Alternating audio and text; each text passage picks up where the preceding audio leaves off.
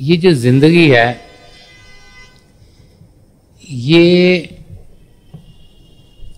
उतनी आसान नहीं जितनी कि दिखती है।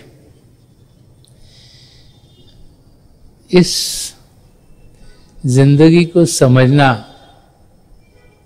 कोई आसान काम नहीं। जैसे जैसे इंसान बड़ा होता चला जाता है, जैसे जैसे उसके एक्सपीरियंसेस इस दुनिया के बढ़ते हैं, तो उसको ये जानकारी होनी शुरू हो जाती है कि चीज़ें वैसी हैं नहीं जैसी लगती थी। जब हम छोटे होते हैं तो हम दुनिया को एक तरीके से देखते हैं, थोड़ा और बड़े होते हैं तो दुनिया को दूसरे तरीके से देखते हैं, और अनुभव होते रहते हैं दुनिया में तो उसको तीसरे तरीके से देखना शुरू कर देते हैं। असली में क्या है वो कभी समझ में आता नहीं, क्योंकि हम भारी स्थल पर ही रहते हैं। जब तक इस भारी दुनिया से ऊपर नहीं उठेंगे तब तक असलियत क्या है उसकी जानकारी हमें होती नहीं। असली दुनिया प्रेम की दुनिया है। असली दुनिया में खुशियां खुशियां हैं। असली दुनिया हमें आनंद की अवस्था में पहुंचाती है। वो दुनिया बाहर नहीं अंदर है। वो दुनिया हम सबके भीतर है। उस दुनिया में हम सब जा सकते हैं।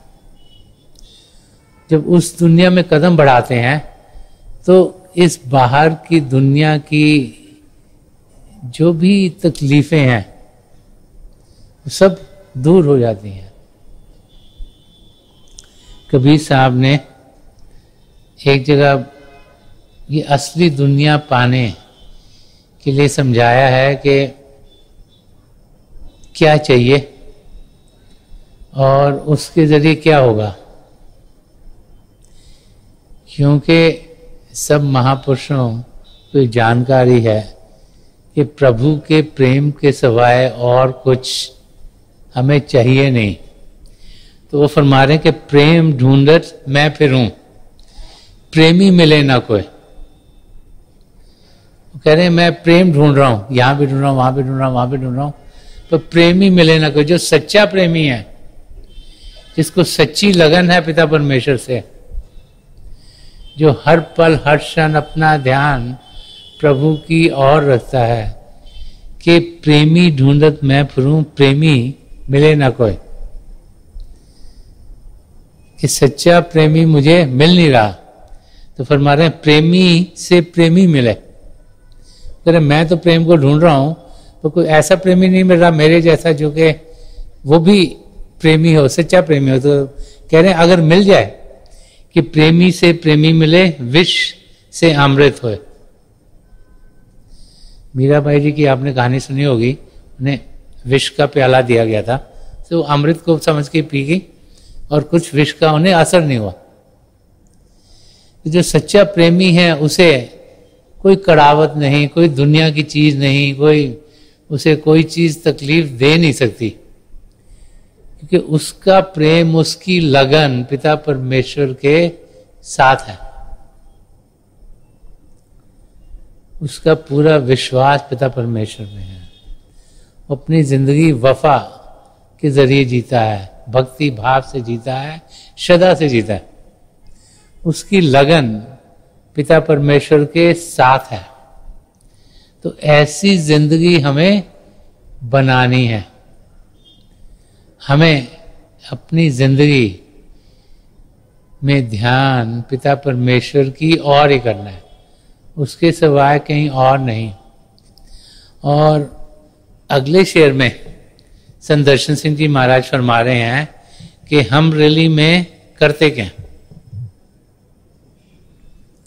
वो फरमा रहे हैं कि मिला क्या चांद पर भी जाके मिट्टी के सिवा आकर, जुनूने शौक की ये चरख पैमाई नहीं जाती। वो फरमा रहे हैं आजकल की दुनिया की ओर ध्यान देते हुए, हम लोग ऐसी एज में जी रहे हैं जिसमें कि पिछले 50 से 100 सालों में बहुत तरक्की हुई है। तरक्की, अगर वर्ड तरक्की यूज करें, तरक्की नेचर की जानकारी की, बाहर की दुनिया की जानकारी की। वो कहते हैं कि जितना साइंटिफिक नॉलेज पिछले 100 साल में बढ़ा है, वो कई गुना ज्यादा है जो सृष्टि की शुरुआत है तब तक नॉलेज था। नॉलेज दिन ब दिन बढ़ता चला जा रहा है। चंद साल पहले वो कहते थे हर 18 महीने पर नॉलेज डबल हो जा रहा है, अब तो और भी तेजी से बढ़ रहा होगा। इंसान की जानकारी जिस प्लैनेट पे हम जी रहे हैं इसमें बढ़ रही है। डॉक्टरों को ज्यादा मालूम है शरीर के साथ क्या हो रहा है। इंसान की लॉन्जेविटी हो रही है, जिंदगी की आयु बढ़ रही है। और जिसे बाहर के लफ्जों में तरक्की कहा जाता है, कम्युनिकेशन बढ़ गई, चीजें बढ़ गई हैं, वो हो रही है। तो इंसान खोज पे लगा हुआ है। अब हम धरती पर जी रहे हैं, रात को उठते हैं तो चंद्रमा को देखते हैं, दोपहर में सूर्य को देखते हैं, रात को सितारों को देखते हैं, और हमें जो एस्ट्रोनॉमी को जानते हैं बता रहे हैं और भी बहुत से प्लैनेट्स हैं, कोई ऐसे घूम रहा है, कोई ऐसे घूम रहा है, कोई ऐसे घूम रहा है, सिर्फ हमारी गैलेक्सी में। तो हम कोशिश कर रहे हैं, कभी मून पे जाने की कोशिश कर रहे थे, वहां पहुंच गए, अब और प्लैनेट्स पे जाने की कोशिश कर रहे हैं, अलग अलग इंस्ट्रूमेंट बना रहे हैं, लाखों करोड़ों रुपए खर्च करते हैं रिसर्चेस में। और पैसे तो खैर करती हैं, समय कितना लोगों का उनमें लग रहा है। जो दुनिया की सबसे बड़ी टेलीस्कोप है, जो सबसे बड़े ट्रांसमिशन सेंटर है, जहां से वो कोशिश कर रहे हैं कि क्या और आवाजें हैं किसी और प्लैनेट पर जो हम सुन सकते हैं। बहुत बड़ी डिश लगाई हुई है उन्होंने, जिसके जरिए वो अलग अलग आवाजों को पकड़ने की कोशिश कर रहे हैं। हजारों लाखों घंटे हर महीने वहां लोग लगाते हैं ये देखने के लिए कि कहीं और से कुछ आवाज आ रही है। और ऐसे कई रिसर्च के एरिया दुनिया के कोने कोने में है। एक्सेलरेटर्स, जहां वो एटम को, छोटे छोटे पार्टिकल्स को तोड़ने की कोशिश कर रहे हैं, जानने की कोशिश कर रहे हैं कि मैटर बना कैसे, हम बने किस चीज के हैं। तो संत दर्शन सिंह जी महाराज उस दुनिया में जीते थे जहां साइंटिफिक रिसर्च बहुत हो रही थी। तो एग्जाम्पल ले रहे हैं कि मिला क्या चांद पर भी जाके मिट्टी के सवा, कि जब चांद पे इंसान गया उसको क्या मिला, वो चांद की मिट्टी उठा के ले आया नीचे। अब उस पर रिसर्च कर रहे हैं कि ये जो चांद पर मिट्टी है कैसी है। तो हमें समझा रहे हैं कि बाहर की दुनिया की जो भी हम रिसर्च करेंगे वो सब मैटर की, जड़ता की मिलेगी हमें, कि जो जड़ता का बना है, जो भी इस गैलेक्सी में हम ढूंढेंगे वो हमें सब जड़ता का बना हुआ मिलेगा। तो समझा रहे हैं कि जितना ज्यादा समय दुनिया की चीजों में इंसान बर्बाद करेगा, जितना ज्यादा समय हम बाहर की चीजों की जानकारी में लगाएंगे, हमें कुछ मिलने वाला नहीं। तो हमें समझा रहे हैं कि हम अंदर की दुनिया की ओर ध्यान दें। वो बता रहे हैं कि जो इंसान है वो हैबिचुअल है, जो मन है वो नहीं चाहता हम अंदर की दुनिया को जाने, तो हमें हैबिट्स में डालकर कुछ ना कुछ दुनिया की कराता रहता है चीजें। हम रोजाना उठते हैं, शरीर का ख्याल करते हैं, हैबिट बन गई है, ब्रश करेंगे, नहाएंगे, ब्रेकफास्ट करेंगे, वो हैबिचुअल हो गया आदमी। और बड़े बड़े, जिनको हम बड़े बड़े सोचते हैं, अच्छे अच्छे साइंटिस्ट रेयर, वो भी हैबिट से मजबूर हैं। आइंस्टाइन, जिसको बहुत बड़ा साइंटिस्ट कहना जाता है, उन्होंने बड़ी रिसर्च की है, उसकी बड़ी नाम है आइंस्टाइन का। उसकी लाइफ का एक वाक्य बड़ा इंटरेस्टिंग है। कह रहे हैं एक दिन वो काम कर रहा था, तो काफी पेपर हो गया, तो उसका जो असिस्टेंट था उसको कहा एक पेपर क्लिप लाओ, इसको पेपर क्लिप लगा दें ताकि इकट्ठा रहे ये वाला किसी प्रोजेक्ट पे जिस पे काम कर रहा होगा। तो कहते जो असिस्टेंट पेपर क्लिप लाया वो ना मुड़ा हुआ था, थोड़ा ठीक सा नहीं था, तो लगा रहा था, ठीक नहीं हुआ। तो आइंस्टाइन को लगा चलो इसको ठीक कर लेते हैं। तो उसको जब वो ठीक करने लगा तो उसे ठीक हुआ नहीं। तो इतनी देर में असिस्टेंट ढूंढ रहा, उसको बॉक्स मिल गया जिसमें पेपर क्लिप थे पड़े हुए, तो उसने उसको नया पेपर क्लिप ला के दिया। तो आइंस्टाइन ने उसको नए पेपर क्लिप को ना उसको मोड़ के उसका टूल बना के पुराने को ठीक कर रहा था। तो उसके असिस्टेंट ने कहा कि वो तो नया पेपर क्लिप मिल गया, पुराने को छोड़ो, इसको क्यों कर रहे हो? तो आइंस्टाइन कहता जब मेरा दिमाग कुछ करने को होता है मुझको वो करना पड़ता है। मेरे दिमाग में आ गया मैंने पेपर क्लिप को सीधा करना है, तो जब तक मैं इसको सीधा नहीं करूंगा मुझे चैन नहीं आएगा। सो हमारा मन हमें किसी न किसी चीज में उलझा देता है। अब हमें समझाया जाता है कि हम अपने सदगुरु की आंखों की ओर देखें, किस लिए? कि हमारा पूरा ध्यान उनकी ओर हो। बहुत सी बार नहीं तो इंसान जब सत्संग में आता है तो वो सत्संग में फिजिकली आता है बट मेंटली उसका दिमाग कहीं और होता है। वहां पर बैठा सोचा है जी कल क्या करना है, जी कल क्या करूंगा, बच्चों के साथ ये हो गया, पेरेंट्स के साथ ये हो गया, कुछ ना कुछ ख्यालात आते रहते हैं। तो उसे समझाया जाता है कि अपने सदगुरु की ओर देखकर तुम्हारा ध्यान उनकी ओर रहेगा और पिता परमेश्वर की ओर रहेगा, ताकि इंसान का ध्यान प्रभु की ओर बढ़े। क्योंकि वो जो प्रेम की नजर हमारी ओर आती है उसमें कोई रुकावट नहीं हो। तो हमारी आंखें बंद होंगी तब भी हमारे तक आ सकती है, लेकिन अगर आंखें बंद करें, अगर ख्याल कुछ और आए, अगर ध्यान उनकी, अगर हम हमारे सदगुरु यहां बैठे होंगे उधर देख रहे हैं तब भी हमारी ओर वो ना आएगी प्यार की नजर, उसमें कोई रुकावट नहीं। अगर हमारे अंदर कोई लंबा चौड़ा बंदा बैठा है उसका भी कोई फर्क नहीं पड़ता, उसको भी पार करके आएगी।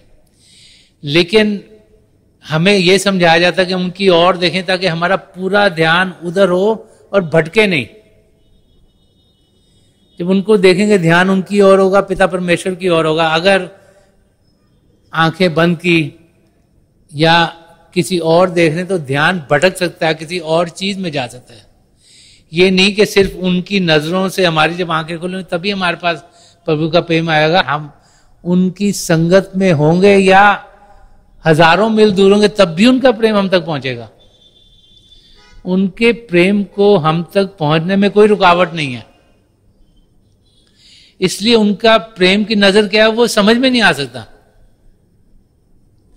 उसको किसी वर्ड में समझा नहीं सकते, क्योंकि वो सीमित नहीं है, लिमिटेड नहीं है। जो चीज लिमिटेड है उसको तो समझा दे, जो अनलिमिटेड है उसको कैसे समझाओ? जिसका कोई अंत ही नहीं तो उसको समझाओ कैसे लफ्जों में? तो इसलिए फरमा रहे कि मोहब्बत की नजर क्या चीज है, पूछो ना है दर्शन। वो कह रहे हैं कि अब जैसे संत दर्शन सिंह जी महाराज जिन्होंने ये शेर लिखा, वो कितने पढ़े लिखे थे, कितने अच्छे पोएट थे, संत महापुरुष तो थे ही, लेकिन उन्होंने कितना कुछ पढ़ा, कितने अच्छे ओहदे तक पहुंचे और उनकी समझ कितनी ज्यादा थी। वो कह रहे हैं कि मोहब्बत की नजर क्या चीज है, पूछो ना है दर्शन। अगर संत दर्शन सिंह जी महाराज नहीं समझा सकते तो और कौन समझा सकता है? वो कह रहे मुझे मत पूछो मोहब्बत की नजर क्या चीज है, तो मैं भी आपको लफ्जों में नहीं समझा सकता। कि समझ में आप आ जाती है, समझाई नहीं जाती। वो कह रहे मैं भी लफ्जों के जरिए नहीं तुमको समझा सकता, लेकिन जब आपको अनुभव होगा आपको खुद समझ में आ जाएगी। तो जो प्रभु को पाने का रास्ता है ये अनुभव का रास्ता है। जब प्रभु के प्रेम की नजर है वो जब हमारे अंदर आती है तो खुद ब खुद रूह में एक हलचल होती है, और जिस पर वो सुखली नजर पड़ गई उसकी जिंदगी बेहतर हो गई। एक वाकई एक संजी की जिंदगी का, संगी एक बोट में बैठ के जा रहे थे, दरिया पार करना होगा, तो 2-3 बच्चे थे। तो उन्होंने देखा संजी बैठे हैं बोट में मेडिटेट कर रहे हैं, तो बच्चे तो शरारते थे, कहते हैं संजी को तंग करें। वो बोट में गए और पास में जाके कभी बोट को इधर से हिट कर रहे हैं, कभी इधर से हिट कर रहे हैं, कभी उधर से हिट कर रहे हैं, लेकिन संजी अपनी मेडिटेशन में बैठे हैं। तो उनको प्रभु आए, तो प्रभु ने संजी को कहा कि आप मेडिटेट कर रहे हो, तो आप तो मेरे बड़े अच्छे शिष्य हो, तो मेरे को अच्छा नहीं लग रहा ये बच्चे तुम्हारे को तंग कर रहे हैं, तो तुम कहो तो मैं इनकी बोट को ही डुबा दूं। तो संजी एकदम मेडिटेशन तो रहे कि हे प्रभु, आप इनकी बोर्ड मत दबाओ, आप इनको एक प्यार की नजर दे दो ताकि ये अंदर से बदले जाए। वो कहते उसी वक्त प्रभु के प्रेम की नजर जब बच्चों पर पड़ी तो वो शांत हो गए और अपने आप बड़े आराम से अलग हो गए। तो जो प्रेम की नजर है उसके जरिए ट्रांसफॉर्मेशन एकदम हो सकती है। हमें रिसेप्टिव रहना चाहिए, हमें पात्र रहना चाहिए। वो अगर लफ्जों में समझाएं कि वो प्रभु के प्रेम की नजर क्या है, जो दर्शन है क्या चीज है, वो वर्ड्स में समझा ही नहीं सकती। कैसे वो ट्रांसफॉर्मेशन लाती है हमें समझ में नहीं आ सकता।